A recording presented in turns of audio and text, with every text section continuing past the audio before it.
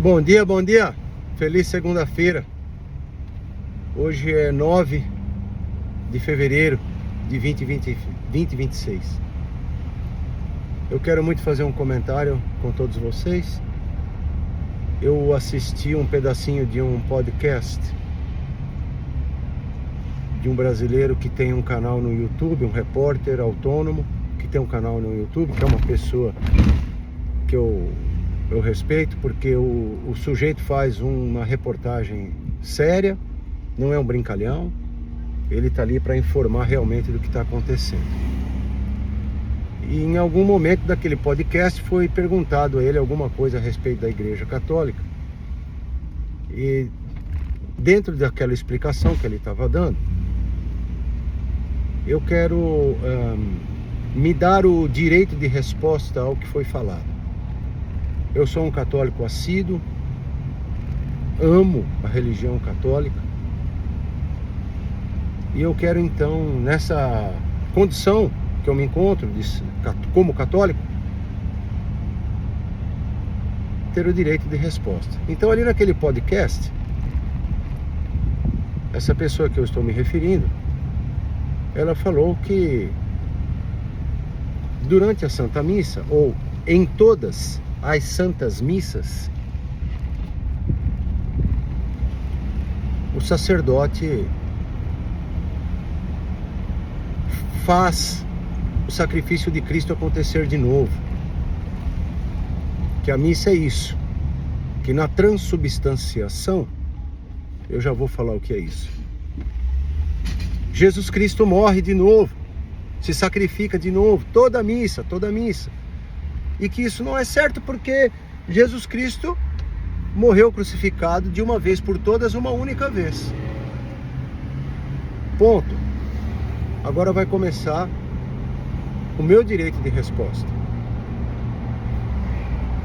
É super verdade, a Igreja Católica super acredita e super vive e prega e ensina essa condição de que Jesus Cristo morreu uma única vez, que vale para a eternidade, um único e perfeito sacrifício. E só Jesus Cristo pode perdoar os nossos pecados. Só Jesus Cristo pode nos levar para o reino dos céus. Isso é verdade absoluta. A Igreja Católica nunca ensinou nada diferente disso. Eu tenho 58 anos de idade. Vou na Igreja Católica desde antes de eu me lembrar que eu era gente. Eu acho que eu estava no ventre da minha mãe, eu já ia participar das missas. E eu nunca estive em uma missa em que o sacerdote ensinou algo diferente do que isso. E quando essa pessoa comenta que o sacerdote faz a transubstanciação do pão e vinho no santo corpo e sangue do nosso Senhor Jesus Cristo, e ali Jesus Cristo está morrendo de novo, essa parte não foi explicada com precisão. Não acontece isso, não é isso que acontece na Igreja Católica, na Santa Missa. Em primeiro lugar, não é o sacerdote que transforma o pão e o vinho no santo corpo e sangue do nosso Senhor Jesus Cristo. Nem é tampouco o sacerdote quem perdoa os nossos pecados quando nós nos confessamos diante do sacerdote.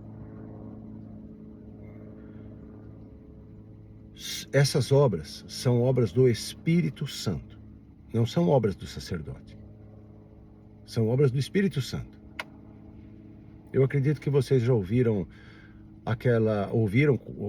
ou assistiram, ou alguém comentou com vocês aquela experiência em que um cientista japonês separou várias moléculas de água e ele separou dois grupos. E, diante de um grupo das moléculas de água, ele ouviu rock, ele pronunciou palavras de maldição, xingamento, nervoso. No outro grupo de partículas, de moléculas de água, ele escutou músicas sacras, falou palavras de agradecimento, meditou em silêncio com alegria no coração, rendeu graças a Deus, e depois desse evento ele levou essas partículas para o microscópio e as analisou, de tal forma que aquelas partículas em que ele havia pronunciado palavras de maldição, elas ficaram com um aspecto, a sua estrutura molecular ficou com um aspecto todo deformado.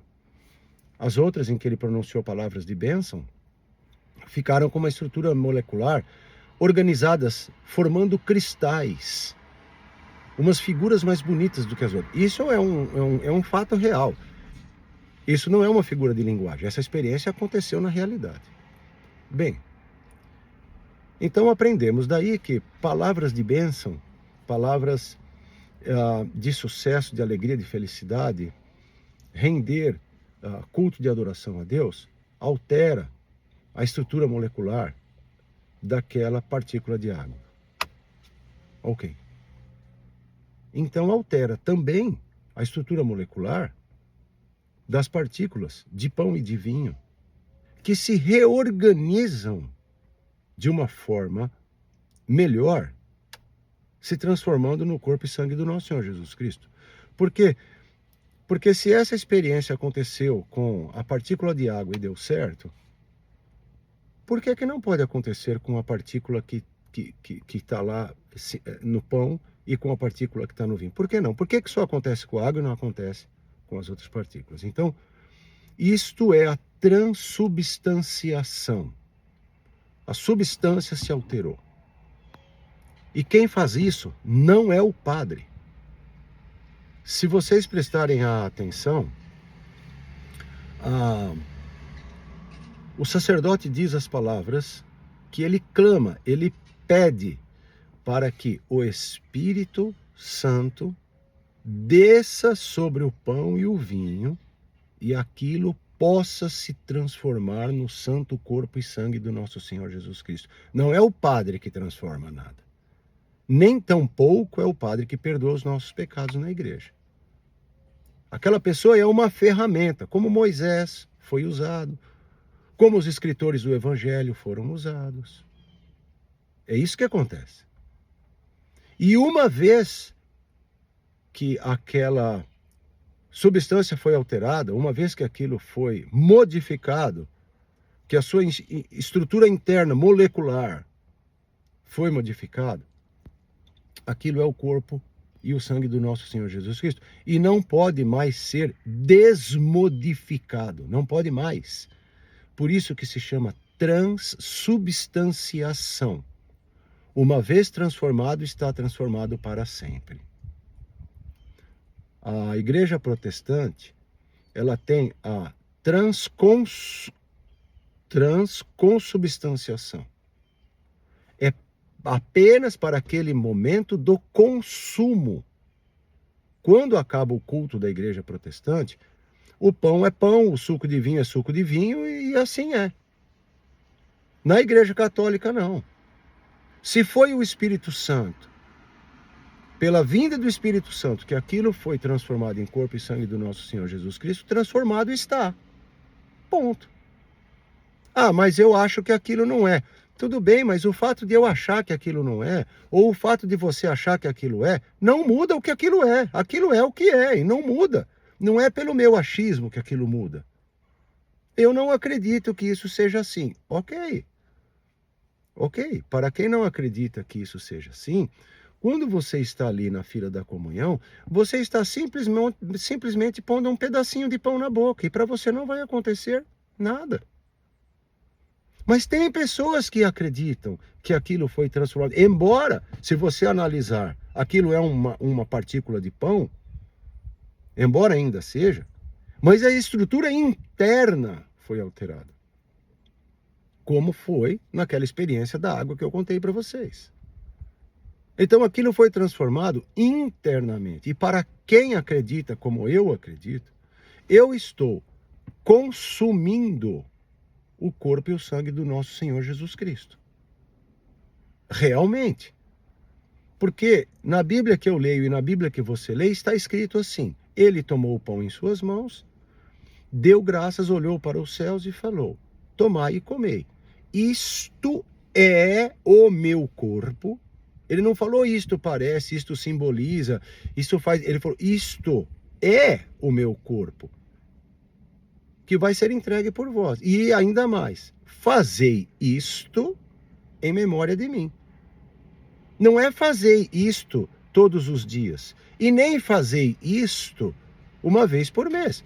Fazei isto todas as vezes que vocês fizerem isto, façam em minha memória. Todas as vezes, quantas vezes? Todas as vezes que você fizer. A Igreja Católica faz todos os dias. A Igreja Protestante escolhe fazer não sei quando, uma vez por mês, eu não sei quando que é. Todas as vezes que vocês fizerem isto, façam em memória de mim. Foi as palavras que o nosso Senhor Jesus Cristo falou. Está errado no quê? Tem pecado no quê? Está fora do que está escrito na Bíblia do quê? E a Santa Missa, ela não crucifica Jesus de novo, ela não sangra Jesus de novo. Jesus Cristo sangrou só uma vez por nós, só uma, e ele nunca mais vai sangrar de novo. Só uma vez. A Santa Missa, ela relembra a paixão, morte e ressurreição do nosso Senhor Jesus Cristo. Santa Missa em 3 partes. Paixão, morte e ressurreição do nosso Senhor Jesus Cristo. E o sacrifício que ocorre no altar da Santa Igreja é um sacrifício incruento, sem o derramamento de sangue. O sacrifício que Jesus Cristo fez na cruz por nós, ele é cruento. E na Santa Missa ele é incruento. Nenhum padre, nenhuma Santa Missa está matando Jesus Cristo de novo. Aquilo é uma lembrança, ou um lembrar de novo, ou um relembrar do sacrifício que Jesus Cristo fez na cruz, em amor a mim e em amor a vocês. Ah, mas não precisa relembrar, porque ele já fez o sacrifício e nós estamos salvos, e ele não precisa relembrar disso. A gente, não, ele não precisa. Quem precisa sou eu. Eu preciso relembrar que houve um sacrifício, porque o mundo fica pondo minhoca aqui na minha cabeça e eu me esqueço. E eu não vou passar isso para frente para os meus filhos, para os meus netos. Então eu tenho que estar relembrando para mim mesmo que aquele sacrifício aconteceu por amor e que eu fui redimido e salvo por aquele sacrifício. Então, não existe um crucificar Jesus de novo, um sangrar Jesus de novo. Não existe. Infelizmente, eu tenho alguns amigos que se diziam católicos e, por algum motivo, desacreditaram da Igreja Católica e ingressaram na Igreja Protestante. Eu lamento muito. Porque essas pessoas, elas não entenderam profundamente o que é o catolicismo, os sinais e o que quer dizer o catolicismo, e elas largaram o catolicismo, que elas não entenderam corretamente, e foram para a Igreja Protestante, que elas não sabem nada daquilo. Então a pessoa larga uma coisa que ela não conhece e vai para uma que ela não sabe o que é. O que adianta? Resolver o quê? Ah, mas tem problema na Igreja Católica, o padre... Na protestante tem os mesmos. Tem igual. Os mesmos problemas. Acontece que a religião católica, ela é muito sólida. Ela é muito grande.